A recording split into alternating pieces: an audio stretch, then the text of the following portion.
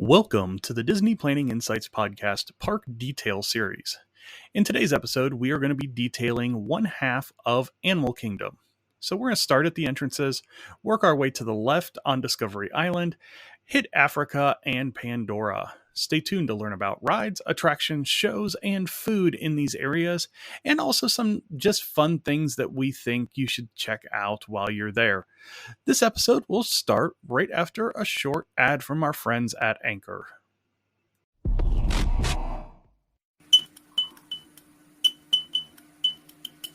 Hi everyone, welcome to the Disney Planning Insights Podcast. Today we're going to be looking at Animal Kingdom, and we're going to start with the left side of Discovery Island and move our way into a couple of the different themed areas. This is Disney Planning Insights.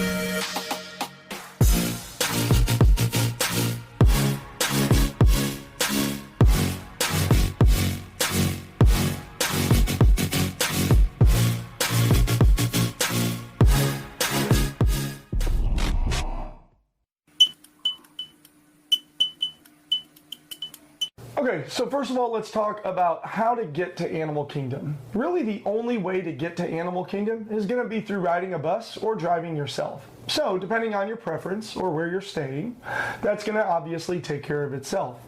So, heading into Animal Kingdom, if you arrive by bus, what you're going to do is basically walk to the end of that, and the paths will slowly converge and bring you around to the left.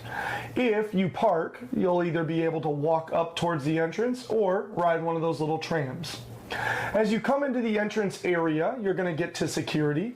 Security at Animal Kingdom is relatively straightforward. As you walk your way towards the entrance, the security tables are just kind of in a line, and you'll slowly work your way through the metal detector area. A quick tip is if you pay attention, a lot of times there are some lines around to the right-hand side, and those lines are going to be significantly shorter than the ones that are straight ahead. So just a quick tip on heading in, if you're in a hurry or don't want to wait in line, head around to the right and just go a little bit further down, and you should be able to find a line that's got a lot less people. There are security guards there trying to kind of move you in that direction because they know that same thing that I just told you plays true. So once you get through security, you're going to go past the ticket boxes if you have to do any work there. And you'll also find the out-of-park entrance to Rainforest Cafe, and which Matt's going to talk about here in just one moment. So I head past the ticket booths, I head up towards my scanning stations, and I get in to Animal Kingdom. And Matt's going to go ahead and talk about our accommodations and things that we're going to find just inside that entrance. Yeah, when you think about Animal Kingdom, the first thing that comes to mind is going to be a zoo. And really, when you get into this area, it's really going to feel like some of your local zoos. It's a densely packed area of plants, and there are a few little animal exhibits in the little crisscrosses in this area. And be sure to look out for Ivy, who's a character on stilts that can blend into the foliage in this area. As far as your guest services and everything like that, to the left is going to be your guest services area and your lockers. Now, one thing that you're going to have to remember is at Animal Kingdom, they will not allow any glass into the park. So if you're park hopping and you're bringing ornaments or anything like that into the park, you're going to have to leave them at guest services until you come out of the park. On the other side, you're going to have your ECV and wheelchair rentals and stroller rentals for the park, just past the ticket gate there as well. Just past this area, you're going to find a little entrance to the left, and that's going to be to Rainforest Cafe. And Rainforest Cafe is not technically part of Animal Kingdom because you have to scan in and out every time that you go into Rainforest Cafe, but it's a cool little restaurant. Same as the one at Disney Springs, same as T-Rex. You have your animatronics, you have a really nice gift shop, and some pretty good food for the area. Coming back in, you're going to, again, get back into that foliage area, and you're going to finally get out to a bridge. And this bridge is going to get you to Discovery Island. And Peter's going to take the first half of Discovery Island. So getting to that bridge, the very first thing to know that you're there and you're in Discovery Island is, as you look across that bridge, the Tree of Life looms off in the distance. Very much like this. This is the view you're going to see when you go to that bridge. And the Tree of Life is a really, really cool thing. We're going to talk about that a little bit more here in just one second. But as I head across that bridge, I'm going to find Discovery Island Trading Post and Island Mercantile on either side. Just really, really large shops. They are kind of unique from one another, so what you find over in Island Mercantile, you won't find in Discovery Island Trading Post. And so it's a good idea, especially at some point in your day, maybe towards the end, to spend some time walking through there and picking up and looking for your souvenirs. Now we're going to head to the left-hand side today and kind of call the Tree of Life our splitting point for this episode and the next. So let's go ahead and head to the left and talk about what we find as we work our way through the rest of the Discovery Island area on the left. Basically what we find is we find some restaurants. So if we head down to the path to the immediate left, we're going to find a couple of restaurants. The first one being Tiffin's. Tiffin's is a signature dining experience, and in my opinion, it is some of the best food on Disney property, but you do have to have a willingness to explore unique flavors. Let's put it that way. Because the menu there is inspired from different areas of the world. You'll find some African-inspired dishes, some Mediterranean-inspired dishes, because Imagineers went out to all these areas and gathered inspiration for the menu as well as the decor from local villages in various regions around the world. And so different rooms in Tiffin's pay homage to where those Imagineers explored and visited. I had the unique experience of being able to talk to sort of the curator of the exhibit within the restaurant, who was responsible for keeping things looking amazing. And so that was a really cool experience for me. Just to the left of Tiffin's entrance, you're actually going to find Nomad Lounge. And Nomad Lounge offers drinks as well as a sort of like a bite-sized smaller menu of some of the appetizers and dishes that are inside of Tiffin's. So if you're not necessarily looking for the big price tag and the big sit down, maybe go snack on some of those delicacies out at Nomad Lounge, sitting on the side of one of the little rivers there in Animal Kingdom. It's a very picturesque setting, very laid back and relaxing. If I head to the right of Tiffin's, I'm going to find Pizza Safari. It is exactly what it sounds like. It is pizza. It's a family-style restaurant where if you get a reservation there, you're going to find a whole bunch of pasta and a whole bunch of pizza. It's a really good place to get full. Let's put it that way, right? Kind of carbo load. So good experience, especially if you have kiddos that are big fans of pasta or pizza, which of course are family favorites. Just past that, you are going to find, there's like a fancy name for it, but let's just call a spade a spade. You're going to find Starbucks over to the left-hand side just before you head up the path towards Africa. And so Starbucks is there on the left, and just to the right of that is sort of a secret little area. It's a pathway to the Tree of Life garden, which I really recommend that you spend some time in, especially if this is your third, fourth, fifth time to Animal Kingdom and you're looking for some new things.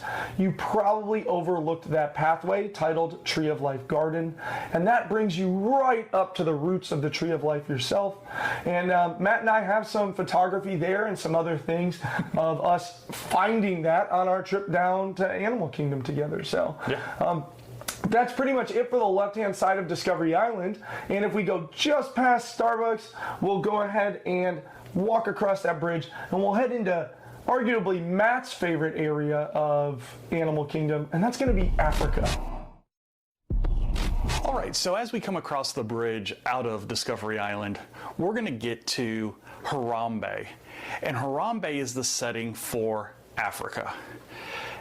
In the African area of Animal Kingdom, you're going to find a restaurant, you're going to find a marketplace, you're going to find a couple of really cool attractions. So let's just start with the first attraction that's going to be to the left, and that's going to be a celebration of a festival of the Lion King. This is a Broadway style show that is tucked into a theme park. And Disney does a really good job of putting these in here, but this is a step above even most of the good shows over at Hollywood Studios. Fantastic actors. If you've seen anything about the Lion King play that was on Broadway, they incorporate a lot of those costumes and elements to this show as well. Outside of a festival of the Lion King is Dawa Bar. If you want to stop and get a quick concoction so you can wait in line, this is a great place to get it. Once you get out of Dawa Bar, you're going to head over towards the Tusker House area. And Tusker House is a sit-down restaurant with character meet and greets. Mickey and Minnie and Donald and Goofy in their safari attire. Be sure to ask Goofy about driving the Kilimanjaro safari trucks. It's a really good, fun answer. Speaking about those safari trucks, as we work our way back towards the back of Africa, we're going to work our way through a little marketplace area with some shops and a couple of bathroom areas and get to Kilimanjaro Safaris. Kilimanjaro Safaris is about a 20-minute safari trek with live animals, and they can get up close and personal with your ride vehicles. So you're talking giraffes, zebras, rhinoceros, elephants.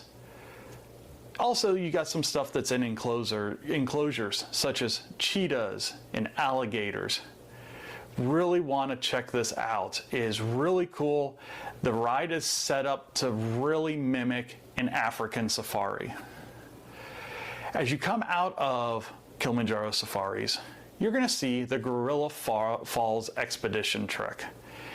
And this is going to be one of 2 animal treks in Animal Kingdom. And this is where the zoo style look comes into Animal Kingdom really strong.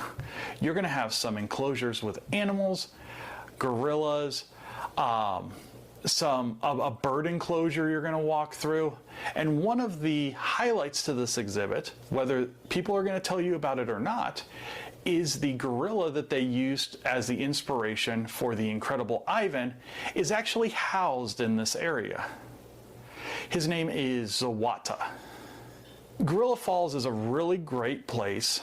And then you have, on top of that, you have a train that will take you out to Rafiki's Planet Watch. Rafiki's Planet Watch is a conservation style attraction where you learn about different animals, and there are activities and crafts and all kinds of stuff you can do out there, and the train ride's actually pretty fun as well. Once you come back, it's a loop, and it's actually out past the Savannah area, so it's a relatively long train ride, 5 to 10 minutes. When you come back, the last place in Africa that you're really going to hit is Harambe Market. And it is a collection of quick service restaurants and a sit-down dining area, but it's all open air. You aren't going to escape the Florida heat here, but you are going to find some unique offerings as far as food. So now that we're kind of made our way all the way through Africa, we're going to go back past Festival of the Lion King, and we're going to find a little secret entrance into Pandora. On this secret entrance, you're going to kind of see a newer style building to the right, and that's the newest Club 33 offering. If you're lucky enough to be a Club 33 member, this is where you're going to go. For those of us that aren't, we can just look and wave, because there's a big glass window in the front where the Club 33 members can see the peasants walking by. But we're going to take the big long bridge along the river that goes all the way around Discovery Island, and we're going to get you into Pandora, and Peter's going to talk about Pandora. So coming down that pathway that Matt just mentioned is one of the ways that you can get into Pandora. The other way to go into Pandora is to walk just past Tiffin's over the bridge. Regardless, either way and whichever path you come into Pandora, the remarkable thing is, as you get closer and closer to it, this world drifts away and the world of Pandora rises around you. From the sounds of the wildlife to the look of the scenery and the foliage, again, Disney Imagineers have done a fantastic job here of making this world disappear and bringing in something that's very unfamiliar and intriguing and exciting all at the same time. So let's go ahead and talk our way around the world of Pandora, and let's go ahead and start coming past Tiffin's, as that might be the more common way of coming in. So coming up that left-hand path, if you just continue that forward, you're going to find one of the first rides here in Pandora, and that is Na'vi River Journey. The standby queue line is wonderfully themed. It's very unique. It offers information about plants and animal species that are found in the Valley of Moara. However, I do prefer to take a fast pass on this one if possible, because waiting for that line for this ride is just not something that's worth it, again, in my opinion. But the ride itself is a wonderful ride. It's a dark boat ride with plenty of bioluminescence and fluorescence. So lots of stuff glows, lots of stuff is, spinning around and moving around. You get to see all these different animals and plants of the Valley of Moara, and it culminates in the shaman singing you some various tribal songs of the Na'vi. So a really great ride, but it is a relatively short ride, which is where my cost benefit comes in that I just kind of talked about. Coming out of Na'vi River Journey, we're going to be amazed by the breathtaking sight of the waterfalls falling from the islands that are floating above. A gentle mist can spray across the walkway and cool you off on a hot summer day. And we can head into the rest of the Pandora area, maybe listen for the drummers beating out just by the entrance to Na'vi River Journey, or continue walking down that pathway towards the entrance of the other ride here. And that ride is arguably the flagship of Animal Kingdom at this point, and it's called Flight of Passage. There it is right there. Flight of Passage is a remarkable motion simulator where you're going to put on three-dimensional glasses, but you're also going to be hit with smells and a little bit of water splashing as you board the back of a Banshee and actually feel like you're flying over the area of Pandora. The first time I rode this ride, I was beyond myself amazed. So again, not to steal too much of the ride experience, but just remember, Siva Ko, rise to the challenge. It is a wonderful ride. You do not want to go to Animal Kingdom without riding this ride. Coming down the exit, it's going to take you into a little trading shop. And of course, we know no good ride at Disney doesn't end without walking through a gift shop. And in this area, you're going to be able to adopt your own pet Banshee that has a little remote control that kind of moves its head and opens its mouth and things like that. Lots of different color patterns to choose from there. So good luck getting through there without putting one of those on your kiddo's shoulder. As well as some other unique memorabilia not really found anywhere else, because at the end of the day, this is the Pandora gift shop where you're going to find the most of the Pandora merchandise. Just outside of there, we have two more things to talk about here in the Valley of Moara. The first of which is Satu'li Canteen. Satu'li Canteen is one of my top two favorite quick service restaurants in Animal Kingdom. And what you get to do at Satu'li Canteen is you get to build your own power bowl. So you get to pick the protein, which can be chicken or beef or both, or shrimp as well. You can then also pick your base, so you can choose from noodles or sort of a sweet potato hash or rice or beans, and then you also get to pick your sauce, and the sauces range from creamy to vinaigrettes and all of these great things. If you're afraid of putting together the wrong concoction, there are recommendations listed in there that say this goes good with this sauce and things like that, or just simply ask a cast member for some of the more common things. But by all means, if you're adventurous, throw whatever you think sounds good together and just see how it blends in the bowl. In there are also a couple of unique beverages, Grog's Ale and Moara High Country Ale, and you can also find the Night Blossoms there as well. And a Night Blossom is a smoothie with a couple different flavors and some of those boba balls, so a really big hit with the kiddos. Just outside of Satu'li Canteen, you're also going to find a little bar area where you can get those exact same beverages. So if you're not interested in going in for a meal, but you still want some of those unique drinks or that unique slushie for the kiddos, those are found just outside. Just look for the mech and you'll find the entrance right underneath that mech. So Pandora is a remarkable addition to Animal Kingdom, something that absolutely delights and is remarkable and just fantastic as you see those floating islands. But that's about it for the end of today. So we're going to go ahead and head back and just kind of talk through this episode before moving on. So yeah, as you can see, there is a lot to do when it comes to Pandora and Africa. These two areas offer a ton, not only on the ride side, but one of the best shows on any Disney property in celebration of the Festival of the Lion King. That's the longest title of any show anywhere. Celebration of the Festival. But yeah, so in our next episode, we're going to be talking about the other side of the park, which is going to include Dinoland USA and the Asia section, which has probably the second favorite ride in Everest. So, you know, there's a lot to still talk about with Animal Kingdom. So stay tuned for that one. Definitely follow us on all of our social media at DPI Podcast over on Facebook, the travel side at PATM Disney Travel on Facebook, and our YouTube page, the Disney Planning Insights Podcast. Again, thank you all for watching, and you guys have a wonderful day.